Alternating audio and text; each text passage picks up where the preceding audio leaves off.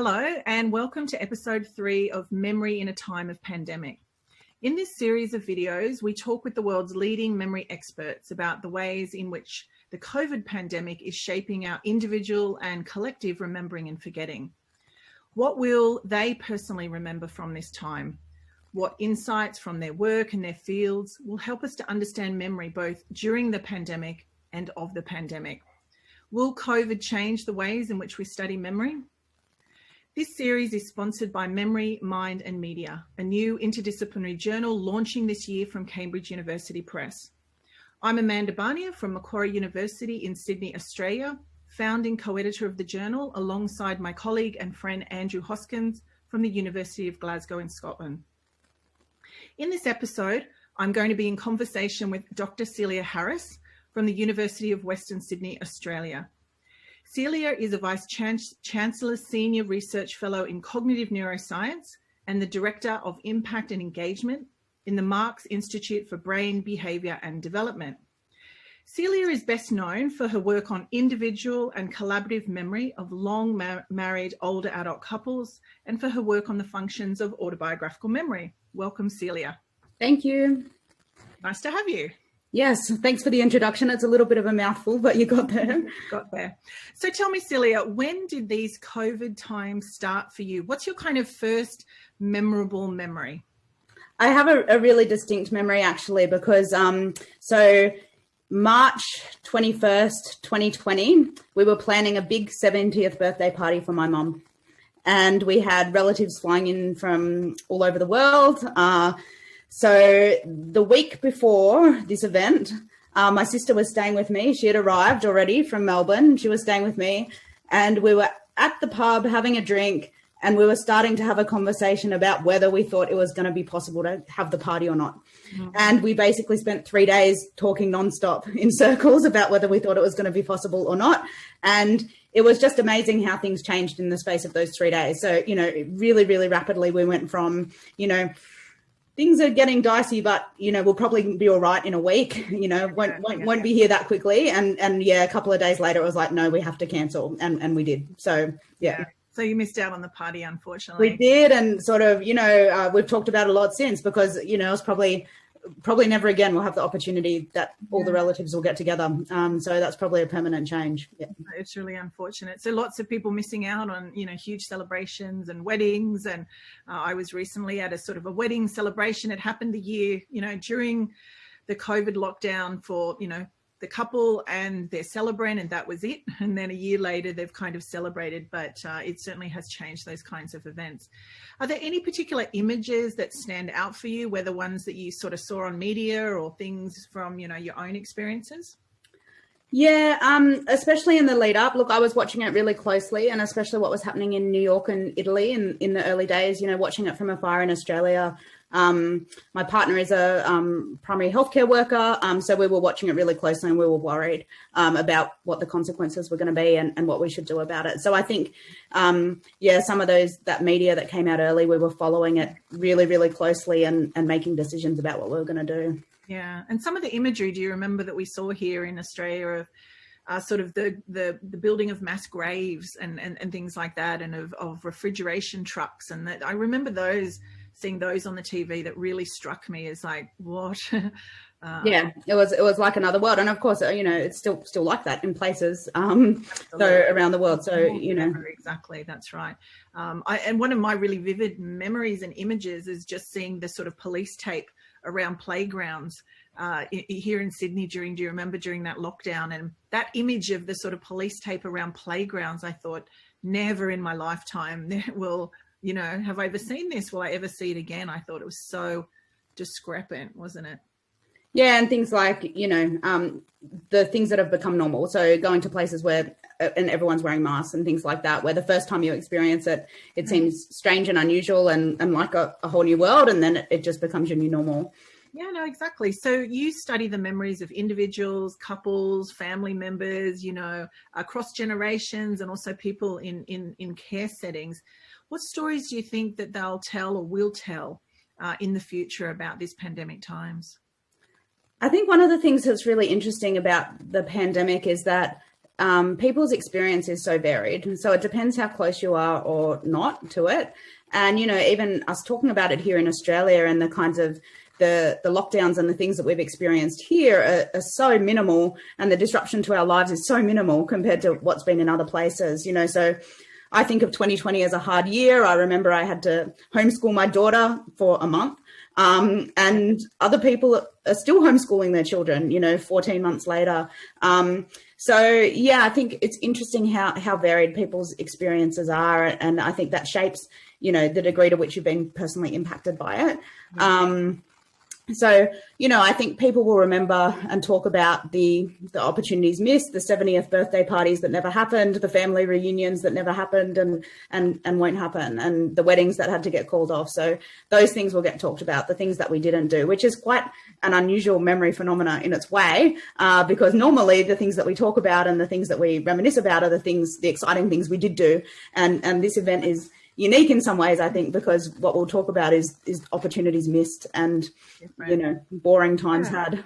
So you've done some really interesting work on the sort of schemas or set of sort of lifetime sort of signal posts in a lifetime, the big things that people remember, and the things through childhood, the things through adolescence and young adulthood and into older age, and sort of mapping over times.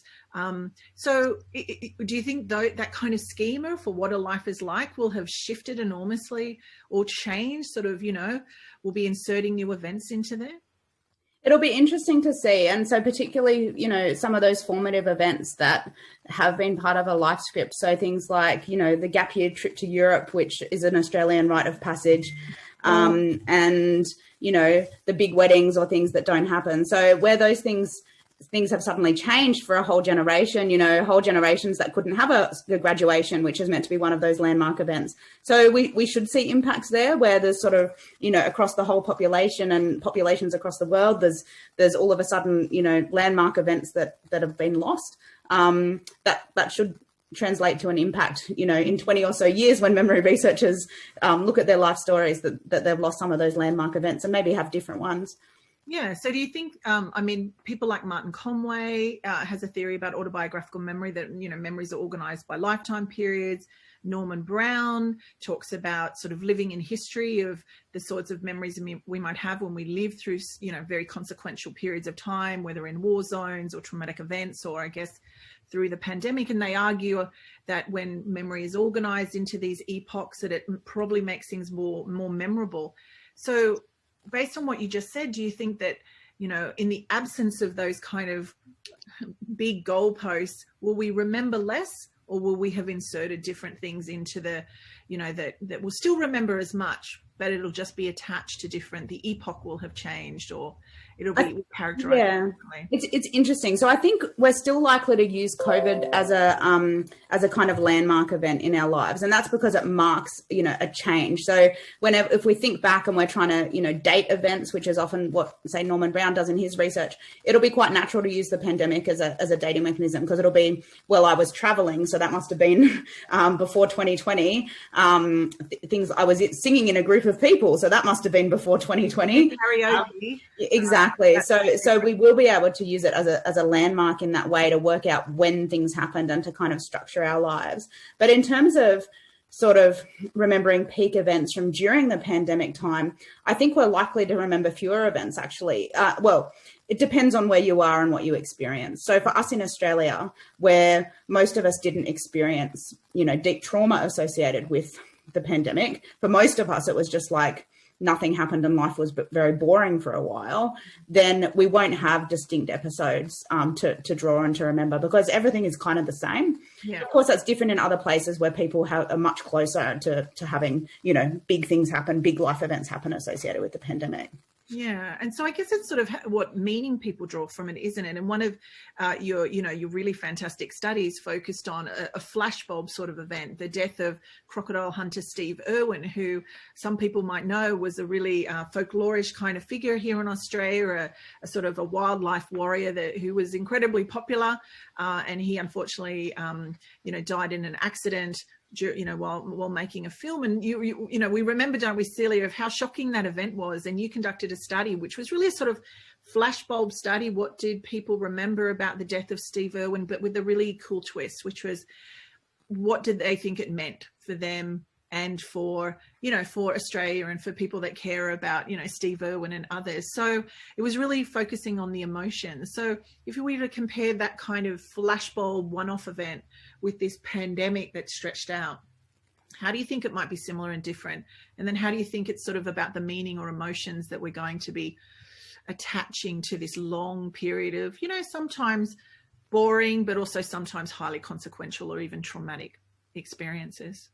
Yeah, so I think, you know, the pandemic is different because it's protracted and because there isn't a single kind of event to pin a memory on. So when people talk about their pandemic memories, they're likely to be general memories. They're likely to be, you know, well, isn't it nice not going to work? Isn't it nice that I can work in my pajamas?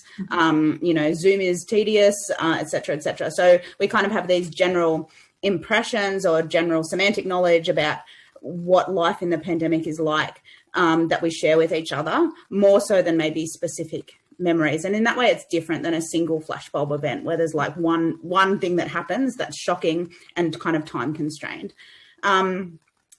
So I think, you know, more likely that we'll share memories with smaller groups, with people that we did experience things with. So, you know, for instance, with my sister, where we've talked repeatedly about that, you know, insane weekend that we spent talking for 3 days straight about whether we could have a party or not, and you know, revisiting what that was like and how surreal it was. And so I think we'll share those kinds of memories in smaller groups. But in some ways, although, you know, overtly the pandemic is a globally shared event, we don't have shared experiences globally or even nationally about what this means in many ways, I think. So do you think, I was reflecting that I can't think of an event that's similar to it in my lifetime. Perhaps for those who are old enough, who might remember the world wars that, you know, did impact large parts of the world. And, you know, there won't be anybody alive, I don't think now, who remembers the pandemic 100 years ago. But have we ever studied anything like this before? Do you think understanding memory in the pandemic, it'll change, or will have to change the way that we study memory? Yeah, I mean, I think there might be more appreciation of the non-episodic aspects of memory and less focus on specific events. So even the way that we talk about the world wars and the way we study those memories, you know, we tend to hang it around really specific moments, D-Day or whatever, and ask people about those and see sort of what people have in common. And I think, you know, this is an event in many ways unlike anything we've studied before because it's so protracted and because experience is so diverse, I think.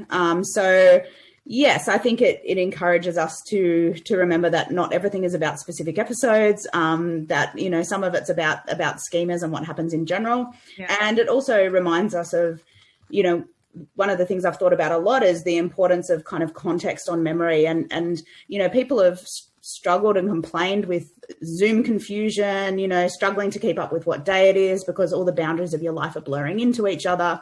And that sort of cognitive load that comes with trying to keep track when nothing about your environment is helping you keep track. And, you know, I've written a little bit about this, that what we've sort of lost is our context and our distinctive context that orient us and tell us what we're doing. And those contexts are important to memory because they signal to us, you know, when a change has happened, when a new event has started, when we're doing a different kind of thing. And we've lost a lot of that with the way that we are living now in pandemic times when everything is sharing a context. And I think, you know, that's a useful insight for memory researchers because it reminds us of the importance of those kinds of event boundaries and contexts in structuring our autobiographical memory.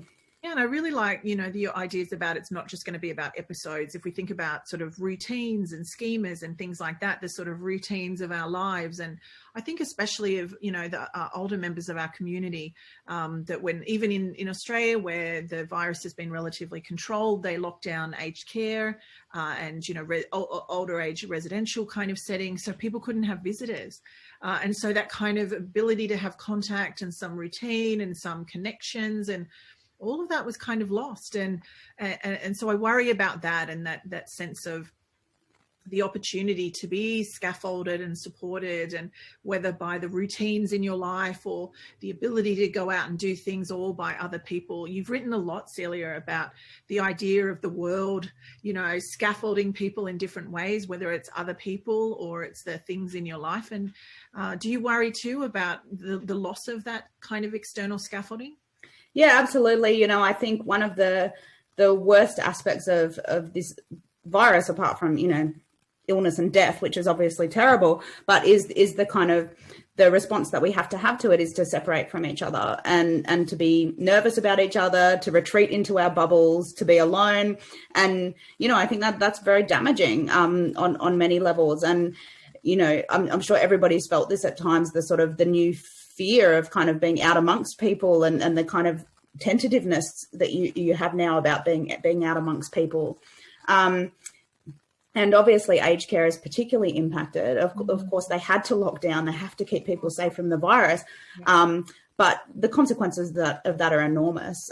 So it's not just lockdown to visitors, but it's also can't go out on any outings, have to stay there, all volunteers, all extraneous people who come in, like who do, you know, creative engagement and other kinds of extra activities, music engagement, can't come in. So it's created an extremely impoverished environment for aged care. Not only that, you know, here in Australia, everybody was wearing masks, which again is disorientating and disconnecting, and puts up barriers between people. And of course, you know, our social relationships are enormously important, more so when we're experiencing cognitive decline. So, you know, I was just in an aged care facility last week doing some research, and the staff were talking about this and how terrible it had been and the sort of consequences for the residents on their cognition and on their well-being for being deprived of visitors for months at a time. And so I think it's enormously impactful. I think people have, you know, done their best and tried to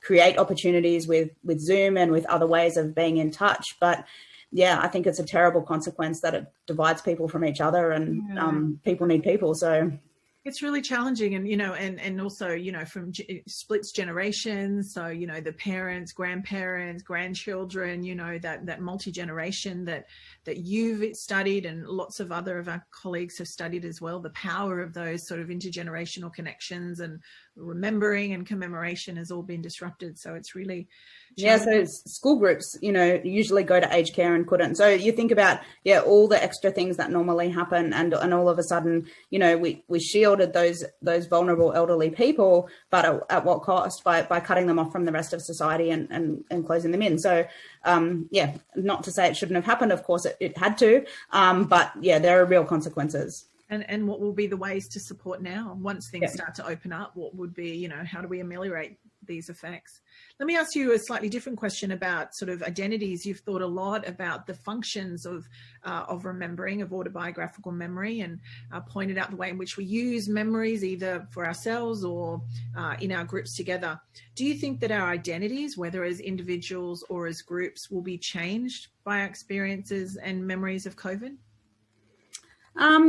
I think they have to, because everything impacts our identity, and you know, everything we experience is through the lens of who we are and shapes who we are. So I think especially the kind of the conversations that we have with other people about what it means helps us to connect with other people and build that kind of social identity. So, you know, the fact, even though I've been saying it's not really a shared experience, it's those broader things that are shared and the kind of inconveniences and losses that are shared, and we use those to bond. So, you know, everyone who's a parent of young kids can recognize what it's like to have been stuck homeschooling the kids with no childcare, and juggling those things. And so, you know, I think, like all experiences, we use what's shared and what's common. We talk about what's shared and what's common, and we use that to build a sense of ourselves as part of a group. So, yeah.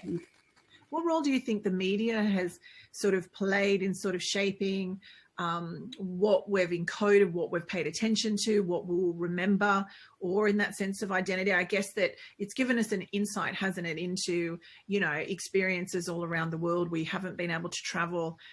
We normally would go and experience some of these things firsthand. So, you know, what have you noticed in the media, and how do you think it's influencing the way we're seeing and how we'll later remember?